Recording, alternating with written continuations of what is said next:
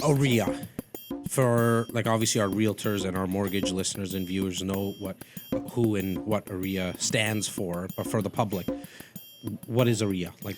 What does it do, and what is it to really start off? Yeah, with? so OREA is the Ontario Real Estate Association, OREA. We represent the almost 80,000 by the end of last year. Wow. We had about 80,000 members in the province. That is the largest professional association at provincial level anywhere in Canada, by the way.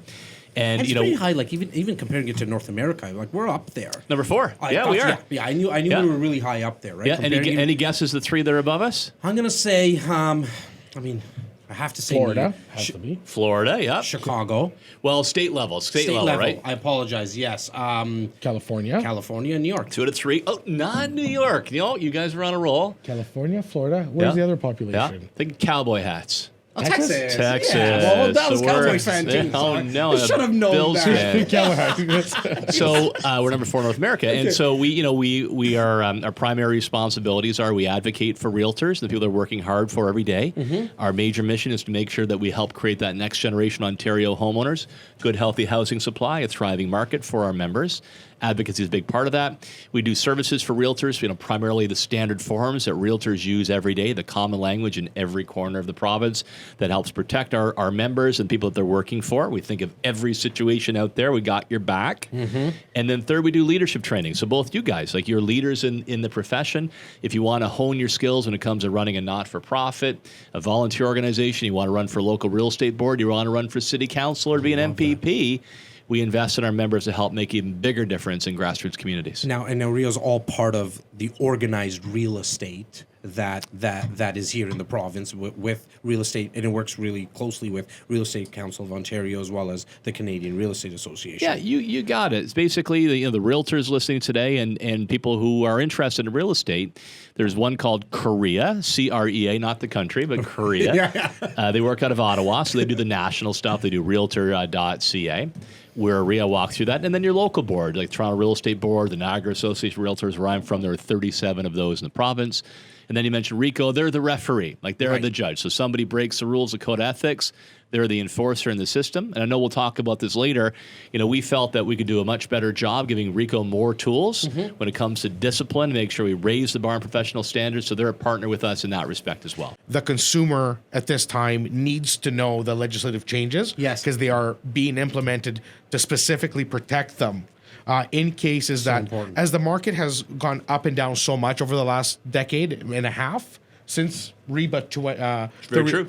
The last legislation was introduced 2002. Yep. REBA was. And this legislation is meant to build and improve that, not to take it down. It's outdated in the sense that we saw a market that took its apex in 2017 with multiple representation and all these things that were happening that turned our market into the Wild West. Yeah. So I think that was a big catalyst for the governing bodies to really take a look at something needs to happen, and the initiatives and the organizations like OREA, like RICO, really have listened. Is it and they have driven those changes. So. Is it a matter of Tim of just getting all the heads together to make such a big change? Because it's 18 years. So I've been licensed for 15 years. So I've only known REBA from since 2002. It was fresh when we got our licenses. Well, yeah, and so my question is how does a change like that happen? How does it all go down? And then I definitely want to talk about the changes. Yeah, a ton of hard work and perseverance and good strategy. Even 2002 was a long time ago. That was 5 years before the first iPhone came out.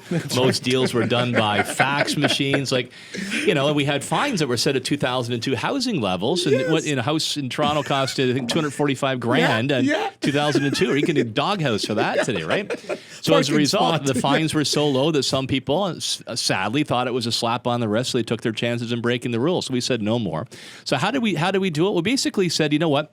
Here's a change we made. Every time we go to Queen's Park, we meet with our decision makers. We take the consumer in there beside us, not hanging out in the back seat somewhere, right there in the passenger seat beside us. So when you talk to politicians, it's about how we're helping out that struggling millennial that you guys help out every day, right? She got her degree from U of T, she got a good job, can't find a place that she can afford, still stuck with mom and dad. Or in the GTHA, a lot of immigrants come from everywhere in the world telling the people to put their family ahead. They can't get in the housing market. So we would go to Queen's Park and say, we want to do this. And at the same time, we want to make sure when they buy their home, or if they're selling, the realtor at their side has the highest level of professional standards. Love it. That they invest in their training. They specialize. And if they break the rules, then there'll be strict discipline measures to get them back in line or kick them out of the profession That's altogether. damn right. And as a result, Premier Ford and Minister Lisa Thompson, you mentioned, said, you know what, we're going to do this. Yes. And they brought in that bill in late November, the day after our convention where they announced those initiatives. So let's talk about those initiatives. What's some of the new changes that are going to be taking Yeah, place I mean, now? number one on our list for our members, modern real estate tools like personal real estate corporations. It is nuts. It is wrong that realtors in Ontario. Thank you. Well, you know where I'm going with this, right? Yeah, I Other know. professions, accountants, insurance brokers, architects. Even mortgage brokers were allowed. Mortgage brokers, Yeah. and quite frankly, they play important jobs. I want to Yes. mention, but they're not helping somebody, make the biggest purchase and sale of their lives when they're talking about a home. So the important role that realtors play, the emotional, financial, and the day-to-day life of hardworking, ordinary Canadians, we said they should have the same tools. So Premier Ford listened. He put it in this legislation, and now we can join other professions in 6 other provinces to have personal real estate corporations.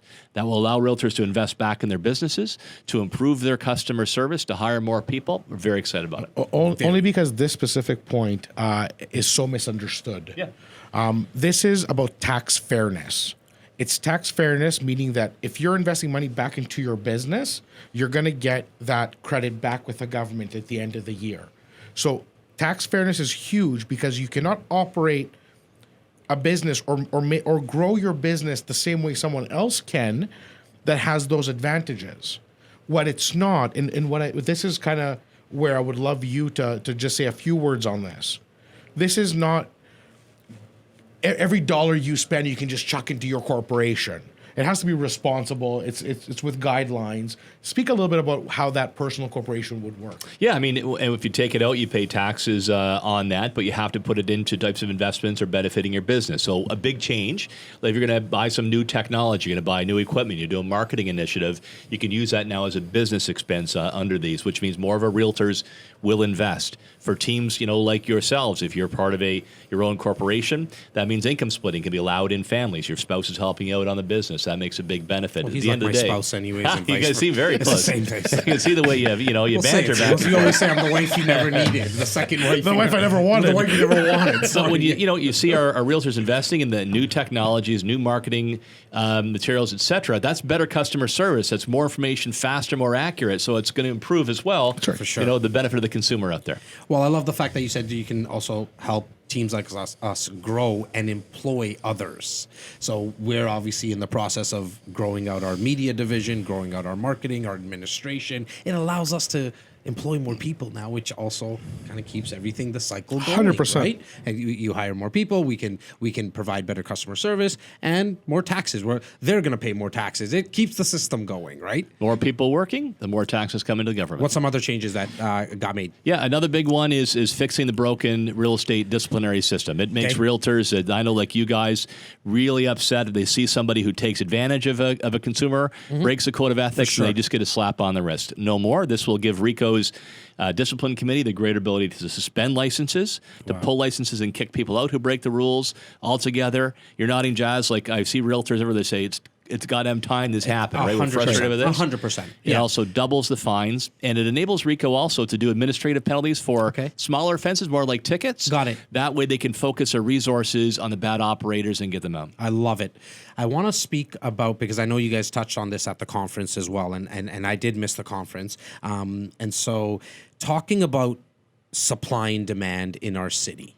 So what's your thoughts on what's going on? How could we help, or how could the demand side of the equation be taken care of? Like what has to happen? What's your thoughts around this, we Tim? had 2 really big missions last year in 2019. Number one was getting our legislation passed. We talked about that. I'll add one more thing. Yes. And the second part, obviously, is more housing supply, helping keep that Canadian dream of home ownership alive for the next generation. More choice, yeah. The last part of TRESA, the Trust and Real Estate Services Act, that's the new REBA, TRESA, is specialty certification. So if a realtor is holding herself out as a commercial expert or a specialist in waterfront, the new legislation will say, well, you got to back that up with something. You got to take courses or your book of business. You got to prove that you're a specialist before you can claim that. A lot like with lawyers, right? Lawyers can practice in any area, but if they say they're a labor specialist or a family law specialist, then the regulator says, okay, you got to do A, B, and C. What I like about that, it's good for consumers who are always thinking about, but it also recognizes the work that realtors do to become specialists, to invest their time and their talents in certain areas. So it's a recognition of that. Well, I think the consumers are going to like that too, because it gives them some clarity, right? Like no more number one in the corner of walk and don't walk for the month of January of 2019, only between the 17th and the 18th day of January. Like, you know a little what I mean? asterisk. Like that exactly. little asterisk, maybe 5 asterisks or something like that. So I think there's going to give some clarity to the consumer when all these people are number one, right? And so I love the fact that you guys even went like right to the micro of that. You could tell there was a lot of effort and time put into this. Clean it up. Yeah. So they want to see more details, go to OREA.com. They can check it all out there. On the housing supply, you know, we actually went to the government. We worked with all 4 political parties in the run-up to the last provincial election. That was in 2018. People can still see this. Go check out keepthedreamalive.ca. And it showed the real-life agony of a young couple. They finally find a place working with the realtor. They really want it. But when they look at all the costs and taxes, their dream is shattered. They even picture where the crib's going to go in the kids' room and the playground in the backyard. It's really motivating. So you deal with this every day. Yes. Every day. So, and then the tagline is, Ontario's 80,000 realtors want to keep the dream of homeownership alive. Contact your MPP. So we had 20,000 people that did that. Wow. Yeah, 20,000 that sent messages to their politicians. And as a result, they started moving. We then put about 10 ideas on the table to Premier Ford. He was elected, saying, here's things you can do to increase housing supply and choice. And as Simos just mentioned, that resulted our hard work and their initiative in the More Homes, More Choice Act, most groundbreaking pro-homeownership legislation we've seen in a generation in Ontario, and it passed this past June.